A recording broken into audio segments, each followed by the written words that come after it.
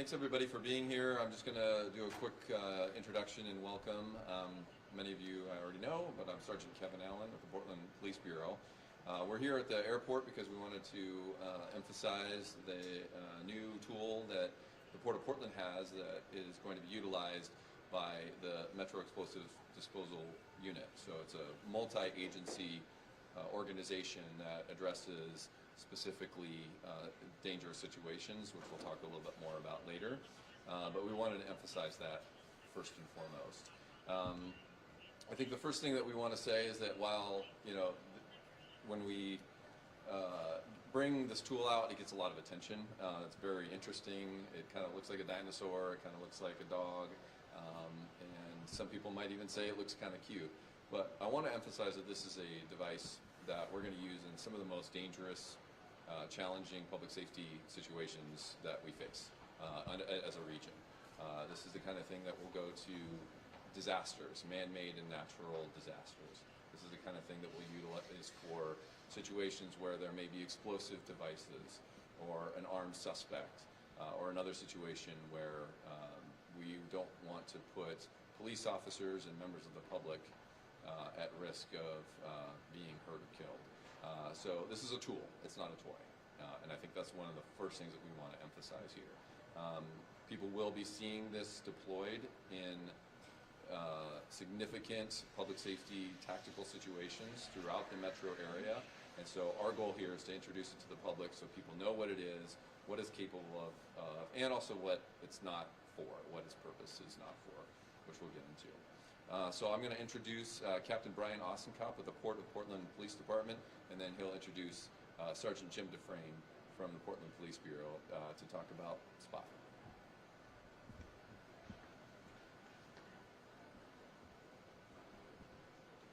Thanks, Kevin. Thanks for taking the time today to come out and learn about this tool, this new technology here at PDX, and how it'll help MEDU, or the Metropolitan Explosives Disposal Unit, perform their jobs. The Port of Portland Police Department is one of the founding members of MEDU. For 50 years, we've been contributing personnel and resources to this multi-jurisdictional team. And because of that, we're happy to help acquire this robot. It's been configured to work with technologies here, specifically at the airport, which is a complex environment. This tool will help members of MEDU and the traveling public, surrounding communities, be safer. And with that, I'm going to introduce Sergeant Jim Dufresne, who can come up and talk about this tool and take questions. And I think you're going to do a demonstration, right? Yeah. Sergeant Jim Dufresne. Thanks. Appreciate it. Hi, good afternoon, everybody. My name is Jim Dufresne. It's Jim, J-I-M, Dufresne, D like David, E, capital F like Frank, R-A-I-N. I'm here with several members of the Metropolitan Explosive Disposal Unit and some of our explosive detection canines, and they'll be available if you want to talk to them or get any video. My position is team leader of the Portland Metro Explosive Disposal Unit, or what we call the MEDU. The MEDU is the regional bomb squad for the Portland metro area, which includes PDX. Our team consists of 16 nationally certified public safety bomb technicians and 7 explosive detection canine teams from 8 member jurisdictions. Our technicians and canine handlers come from a number of agencies throughout the region, including the Port of Portland Police, the Portland Police Bureau, the Vancouver Police Department, the Clark County Sheriff's Office, the Gresham Police Department, the Clackamas County Sheriff's Office, the Multnomah County Sheriff's Office, the Federal Bureau of Investigation, or FBI, and the Bureau of Alcohol, Tobacco, Firearms, and Explosives, or the ATF. Our multi-agency team structure has been in place for over 50 years, and each agency shares resources and personnel throughout Portland and the surrounding counties. As one of the founding member agencies and the stewards of this critical regional infrastructure, the Port of Portland has contributed significant personnel, training space, equipment, and leadership to our team. The MEDU has utilized robots in our work for over 2 decades. These robots are used primarily for investigating and disabling hazardous and potentially hazardous items without sending a human into that dangerous environment. As public safety tactics have evolved, so have the use of robots in policing. Our team is regularly called upon to deploy robots as de-escalation tools during critical incidents where suspects are armed and it's unsafe for police to approach. Our robots are used by trained negotiators who speak and listen directly to a subject without approaching. which leads to better, safer outcomes for police, the subject, and the community. The team also trains to operate robots as rescuers in hazardous and confined environments, such as following a natural or human-caused disaster. We can attach specialized monitoring systems to measure things like air quality and find people with less risk to responders. The idea to pursue this grant funding for SPOT came a couple years ago as our team was working closely with the Port of Portland on a number of safety measures and response protocols. The team here at PDX allowed us early access to the new terminal area to conduct some scenarios where we would respond with robots. What I think the public doesn't understand is behind this beautiful terminal is a very busy city made of concrete, steel, and radio waves. The access back there is not always optimal, and our standard robots can have a difficult time, both moving around and maintaining contact with their controller. The thing about SPOT is that unlike our current robot fleet, it was designed for industry. Its main use case in factories is to walk a pre-planned route carrying inspection tools and checking gauges. So those types of abilities are a natural fit for a location like the airport. In addition to having some remedial collision avoidance, it uses its cameras to create a map of safe ways to walk. The communication system between the controller and a robot is designed for this type of construction, and the robot is able to drop repeaters along the way to maintain communication with the controller. As a regional team with a large service area who responds to over 400 calls for service each year, we are eligible to apply for a number of federal grants. SPOT was purchased using the DHS, or Department of Homeland Security, FEMA Urban Area Security Initiative, or UASI grant, which is dedicated to terrorism prevention and response.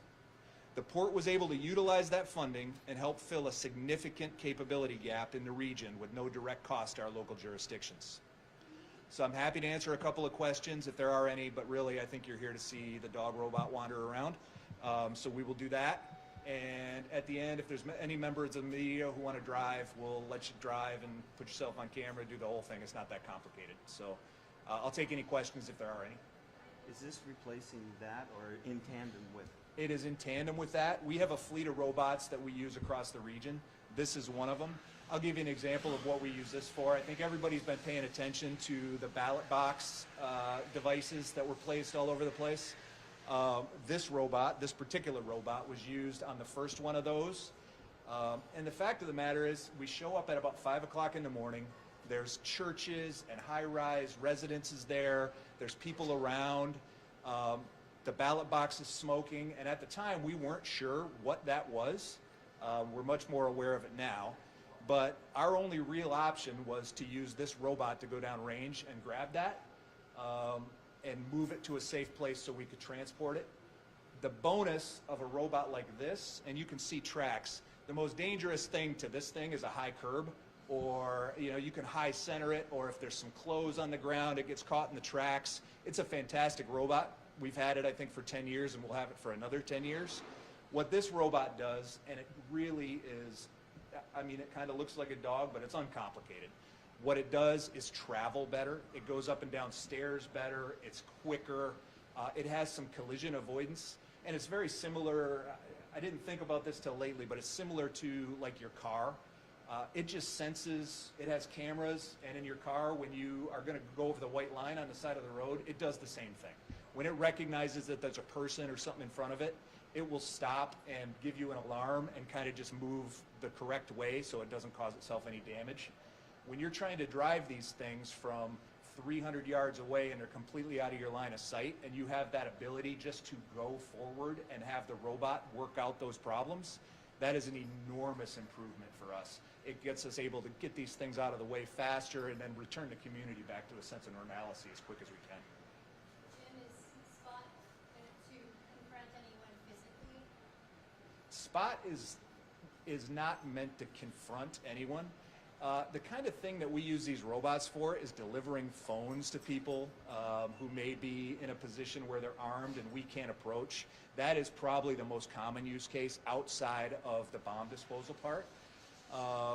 It also has a two-way communication system, so we can walk it up and just talk back and forth. We have hostage negotiators, that can just have a communication platform where no officer has to go down and deal with somebody who may be armed at the time. And that's the same thing we use these for, yeah, real routinely. So will it be for like in response to specific incidents, or will it be preemptively deployed after blowing their No, you know what? You probably won't see this thing unless you're a bomb or you have a gun and you're scaring everybody. Otherwise, it just probably, you know, we all know that, you know, it's an interesting thing, so we got to be here, but we really try to stay out of that limelight a little bit if we can. You may see it at shows, or, you know, if we go to a school and want to show kids how to run robots. But for the most part, you won't ever see it like just roaming around the airport. Will it only be used at the airport? No. As a regional team, and this is the grant funding is for the Portland Metropolitan Statistical Area, which is essentially the 5 counties surrounding. And so the use of that grant, part of the deal is you use that robot anywhere in those counties. So it's a regional asset. The original design of it and the original choice of it was as they were creating the new airport, we recognized that we needed a better tool. However, this tool is great in a million different ways. And so it'll be used in those, you know, anywhere where a person shouldn't be, this robot can go. It's only going to be operated by Portland Police Bomb Squad?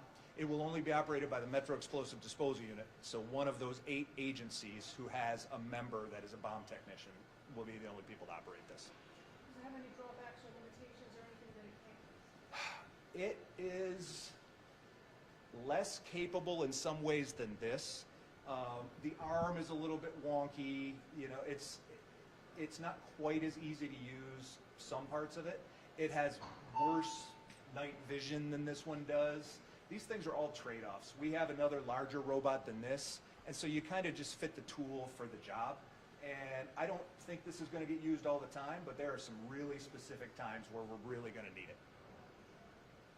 Tim, can you talk about the capabilities like stairs and Yeah. doorways? Yeah. So I kind of talked about how this is like a car a little bit. It knows if it's going to run into the wall. No matter what I try to do, if I push forward and try to drive this into you, it won't go into you. The camera senses it.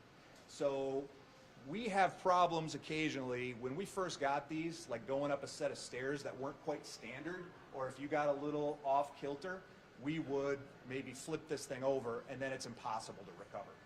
This has a library of doors in it, and it has a library of stairs in it. And so if it recognizes that type of door or that type of stair, it can easily traverse it.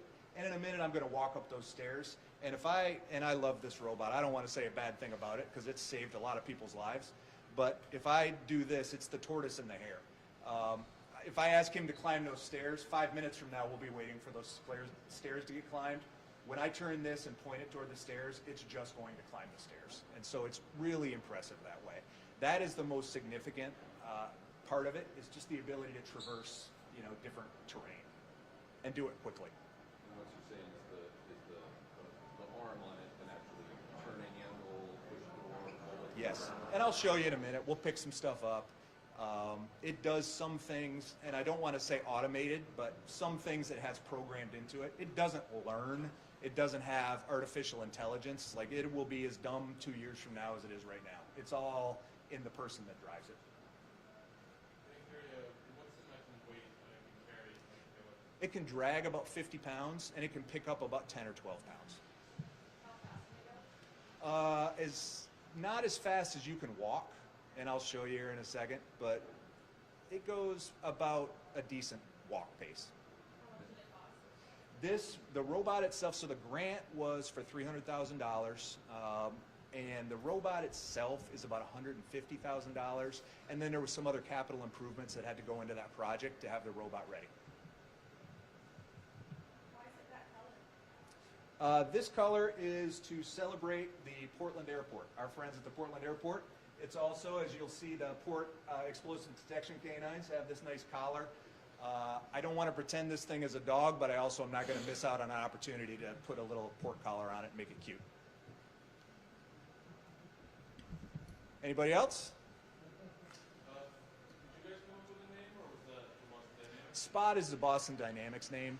We don't name robots because we send them to do horrible things, and I don't want to have any emotions about it. So we just don't, in general, name our robots.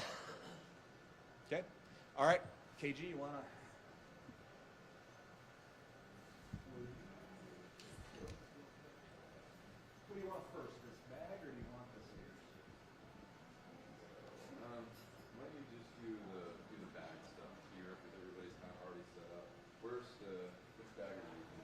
So what we're going to do first is we're going to have one of our explosive detection canines come over here and sniff these bags. And we're going to try to look at this as the type of scenario we might see here where there's a suspicious item that we want to move out of the way. So I'm going to have Officer Barry and Canine Jackie come over here and do a little sniff.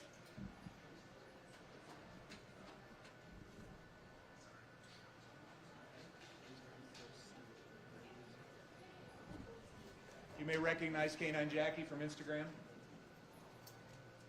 Safety is our highest priority at PDX. I'm Chief Wallace with the Port of Portland Police Department. Please help. So that's an indication from Jackie that that is a suspicious package. Unattended bags or suspicious behavior to airport authorities immediately. Thank you for helping us keep PDX safe and secure.